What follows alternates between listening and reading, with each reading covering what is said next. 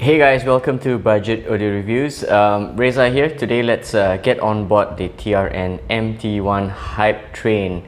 Alright, first and foremost, you might be hearing the audio is a bit different. I'm in my new house. This is my new dining table, and my dining area and my hall is a bit echoic, so you will hear quite a bit of echo maybe on the audio. I might adjust this audio along the way. I might put it inside the room and try the next video in the room. Let's see how. But today I want to get on board the TRN MT1 hype train and share with you guys my experience on this incredible piece of budget earphones. As you can see right now in front of you, it's the MT1 is not in its stock state, but during the review I'll be sharing with you my thoughts based on the stock setup of the TRN MT1. So let's take a look how it came out of box first. Again, let's remind ourselves that this guy is about US $5 to $6 maybe. I got it for Singapore SGD $7.32, and I found that it is pretty amazing that for $7.32 I actually get a detachable cable. Alright, I get a detachable cable, and not only detachable cable with mic. I've never used IEMs with mics before, so this is a bonus if I ever need to use this one with a mic. It's very simple, very Spartan. The tips comes out of the bag in some silicone tips. The stock tips are actually very good.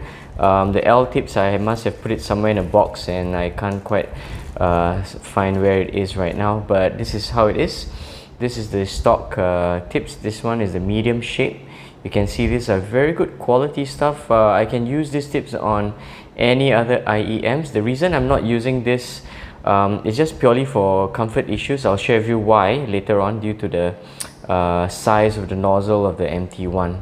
Alright, so but these are great tips again, guys. So out of the box, the TRN MT1 gives you fantastic value, and you know, you probably don't have to think too much. There have been quite a bit of discussions on NBBA, and then people were arguing with me, said, hey, you know, your US $5 in Singapore may mean a lot less than somebody else in another part of the world. Well, look, if you know, you are struggling with life and there are other more serious considerations in life where you need to use that $5, I urge you to use that $5 for food, water and sustenance, and not buying earphones. But if you do have that $5, which you could buy maybe a burger meal or decide on getting a pair of earphones, then I think that $5 is well suited for you to get the TRN MT1. Alright, so straight off the top, the specs and all that, you can find it online. I was quite surprised that the impedance of the MT1 is a little bit on the higher end at 22 ohms. Most earphones around this range will be at 16 ohms, but these guys work very well out of the box straight away, either on a mobile phone right here behind the camera. That's my Samsung Galaxy S10 that's recording this video, and it has no problems and it sounds great out of the box straight to the mobile phone, or for me right now it's actually on the Wi-Fi hip deck. So this is my go-to mobile audio setup. I use this everywhere I go, and I stick it to my phone at the back just like that, you know, using a rubber band, and I'm good to go. So the MT1 pairs well with the Wi-Fi hip deck. The Wi-Fi hip deck generally has a slightly warmer timbre, a warmer tone. It suits very well on the MT1. Alright, so straight off the bat, let's take a look at the shell design. It's all fully clear plastic. I like what TRN has done with the simplicity of this model. Alright, that M logo. Alright, you can see everything that's going on the inside of the IEM here.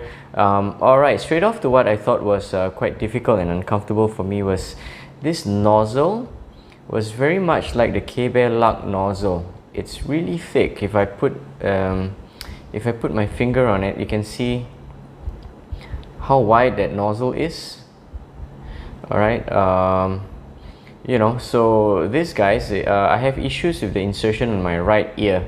So it goes in and it doesn't go in very well. I do have to use large ear tips. So I tried stock M tips, it kind of loosey, but it doesn't get a good seal. I could get it in, but it wasn't a good seal. So large tips, I got a better seal, but then it was still kind of flopping around the outside. So I had a few ear tips lying around, and this came from the Blonde BL05S. These guys are a little bit more conical in shape. I'll show it to you. So the moment I insert it, yep, you can see that it has that cone cone shape a little bit here, and this guy gets better insertion for me. Again, it's unique to the individual whether the ear tips work for you or the shell works for you, but generally as I've read on the groups and all that, including the WhatsApp group that I'm on, these guys generally fit well for most people. Yeah, so the only cons that's right out the window right now is actually the thick nozzle. Other than that, this thing is incredibly good. All right, let's go straight into its tone and sound. It has a neutral warm tone. Bass, it's good enough bass where I get some full-bodied bass, but it's not overwhelmingly hard and heavy sub bass. So if you need heavier bass for electronic tracks and all that, I think you should try the KZ EDX. We'll talk about the comparison a little bit later on, but in terms of MT1 or EDX for bass, I think you can go for EDX for bass, and MT1 generally suits better for me personally. I think slower tracks, like I like to listen to Omara Portuondo, the Cuban jazz lady. So that album that she did with Afro-Cuban All-Stars, Buena Vista Social Club, is actually very, very good. So the MT1 performs very well for jazzy tunes, for acoustic tunes, even for classical music, things that are a little bit slower. So as the tracks get busier, you get a bit of that central head congestion, the feeling that the soundstage just goes like that and things just get a little bit squished up through the middle. That's what I get with the MT1 right here. Again, we have to remember how much these things are. This is $5 US, Singapore $7.32. I do not complain for that kind of money.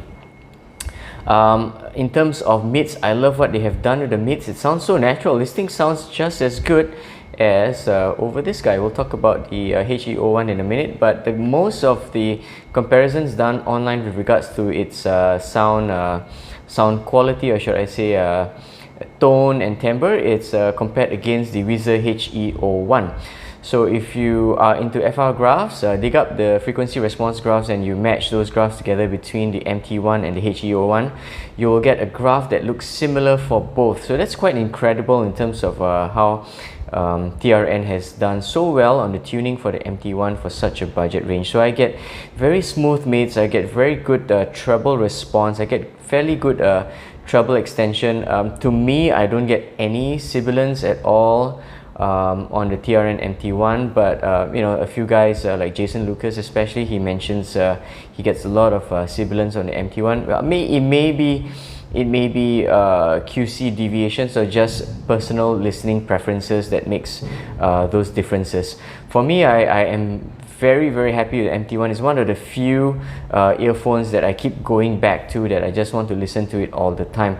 So keeping it short, guys, this guy is really very, very comfortable to wear if you get the right tips for yourself. For me, I do need this conical shaped ones. In terms of cables, oh yes, here we go. As you can see, this is not the stock cable.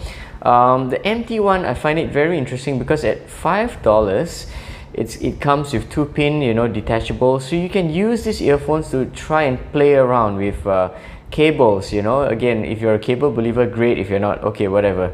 So for me, I just like the feeling of, oh, today I want to accessorize myself with a slightly different cable. Let's see if it does make a change in the sound. Fantastic. So I've gone with the nice HCK 16-core high purity cable. Some say that this might be the TRN SPC cable. I don't know, but it works well for the MT1. The sound gets to me a little bit better, clearer with these cables here. I get a bit more air to the sound, but other than that, the tone and the timbre of the earphones doesn't change much. So I would highly recommend the TRN MT1 for anybody starting out in the hobby for just US $5. It's really incredible. Comparing it to the HE01, of course, the HE01 is at retail price is 15 times more the price of the MT1. So you cannot it's never apples to apples, obviously, because of that price difference. So all I can say that the HE01, although it graphs similarly as the MT1, in terms of sound, the HE01 beats the MT1 based on its clarity, resolution and precision. Alright, it's a bit more precise. I get a clearer sound throughout.